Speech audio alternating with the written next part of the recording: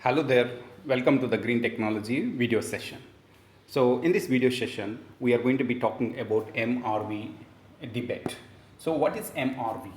Before going to this one, in the previous video sessions we have seen how to reduce the carbon emissions, how to deal the mitigative measures and adaptive measures. And if the once we are going to be established, there is a carbon emission technology or the methodology, it must be a measurable and reportable and verifiable by the international standards. So then how? Because every industry has its own rights to control the carbon emissions with their own style. If it is not possible, we need to adopt the technology from the foreign countries that we need to implement here. So suppose if you have developed your own technology, so then it must be a measurable and reportable and verifiable. That's we are going to be discussing in this case. So what is the MRV database? In this case, that's already we do have discussed about it. That is the test that all carbon reduction technology will have to meet. So then what will happen, the international standards or international community, they have created certain type of the standards, so that how it is going to be reducing, that must be verifiable. The reduction in the carbon emission must be measurable by the national agencies and reported by the common UN authority. So that's we have discussed about it. So then what will happen, the nominated committee members will going to be cross check it whether it is going to be up to the mark or not. If it is the mark, some suggestions they are going to be making, and otherwise they are going to be not accept and they are not going to be give the carbon credits. So that's we need to be cross check it. So in this case, what the claims made by the countries, in this case what will happen, already we told that every country and every industry and individual have their own rights to control the carbon emissions. In this process what will happen, so that every country also has to claim its own. This is done when the industry claim that CO2 has been reduced and it should be rewarded under the carbon credit scheme. Once that technology whatever they are going to be developed, then we need to cross check it. The best example, Mahindra and Mahindra, Tata Steel and the sale of the Indian company and that railway companies, they are going to be generating the different type of the carbon sinks. So in this case what will happen, they are going to be generating the carbon sinks by planting the more number of trees. That means they are providing the green belts in the different zones. As we know that once the climate is going to be changed, the carbon emissions that is going to be affecting at the global level. So then what will happen, they are going to be creating the different areas of the different greeneries they are going to be creating to control the carbon emissions under the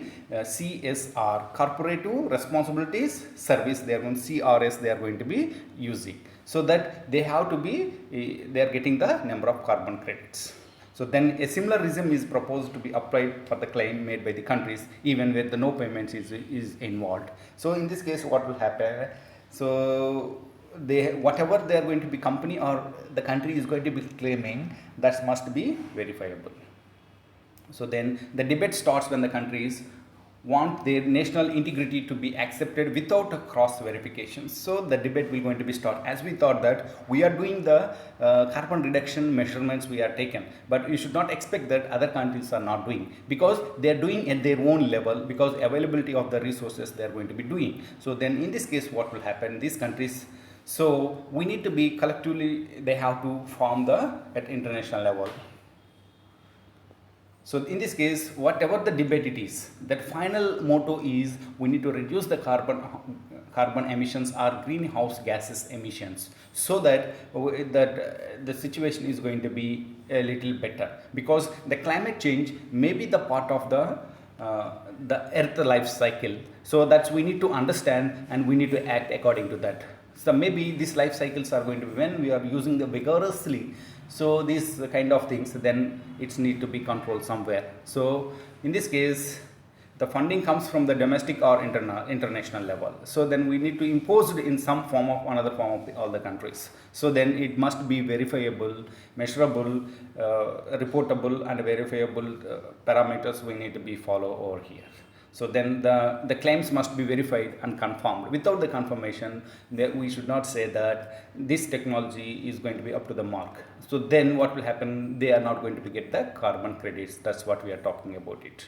So then what is the outcome from this one? One should have to understand what is the measurable, what is the reportable and what is the verifiable at the every stage of their technology demonstration, and they are going to be verifying the every year that how much the carbon emissions the company has reduced, and how to give the credit for that part. If the carbon, the technology, the methodology, whatever they are going to be developed, they are trying to adopt for the international level so that we can get it. So by selling these carbon credits also, you can get the money from that, whatever the amount they are going to be invested once it is succeeded. So then we can transfer this technology to the countries where it is required, so that in this way also we can get it. So that's why, so this kind of the certification is going to be giving a opportunity to explore the international level, and you can sell your technology or your credits to the foreign people. So thank you.